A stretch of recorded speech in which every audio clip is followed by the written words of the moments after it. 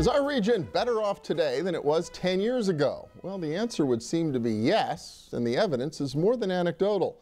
Although the whole idea that our region could outperform the nation as a whole is a relatively new one.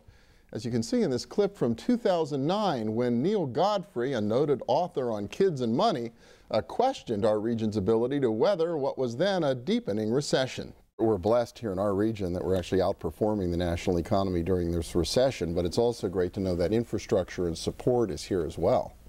Well, you might be lagging the economy. I'm not sure. Are you convinced that you're not going to creep up there at some point? We're gonna, I guarantee you, we're gonna You call me, you call me. Yeah, I'll call you if it turns around. All right, I'm putting dinner on this bill. I'm not sure, because I think historically we've always lagged the economy. All I think you might Pittsburgh owe me dinner. has a shot. Yeah, but Pittsburgh has a shot to actually stay below the national average on unemployment through this whole thing. So we'll see which one of us is better. So. I hope you're right. I forgot I owe Neil a call, and she owes me dinner. So at any rate, how could I have had such confidence in the depths of the Great Recession about our region's economic performance? Well, it's in part because I'm a regular follower of the Pittsburgh Indicators Project, which regularly benchmarks our region against 14 competing regions across the country. Doug Heuck is director of the Pittsburgh Indicators and publisher of Pittsburgh Quarterly. Jim Futrell is Vice President of Market Research and Analysis at the Pittsburgh Regional Alliance. And welcome. Good to have you both back. Yeah, thanks. Thanks, Bill. Well, here we are, and it's been off and on over the last 10 years. And maybe I'll start out with the question I posed at the beginning. Are we better off today than we were in 2004? I would say so. I mean, we've come off of 2 years of record high employment for the region, and while we see that tapering off a bit, I think the fact that we have a economy that's more diversified than ever before.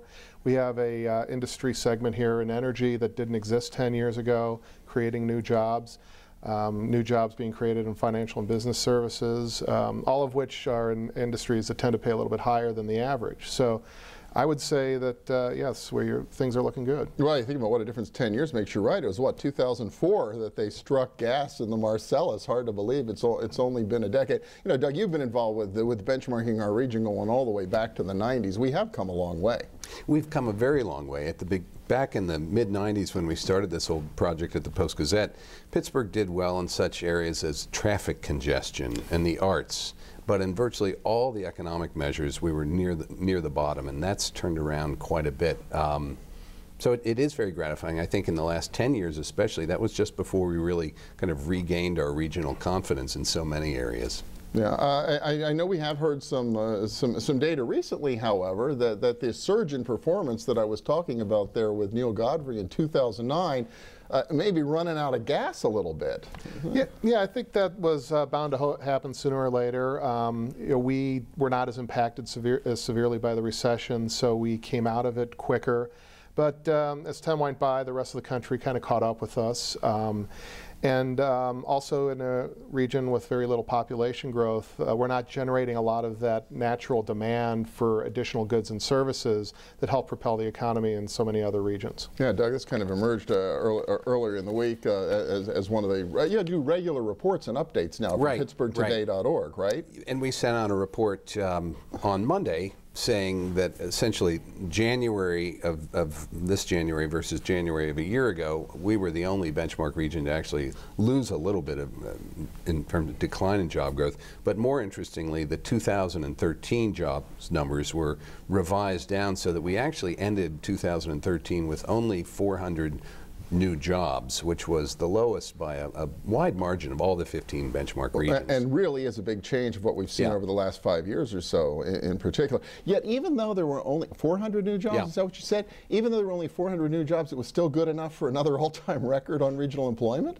Exactly, yes. And again, a lot of that growth was driven by industries where we kind of export goods and services, energy, professional business services.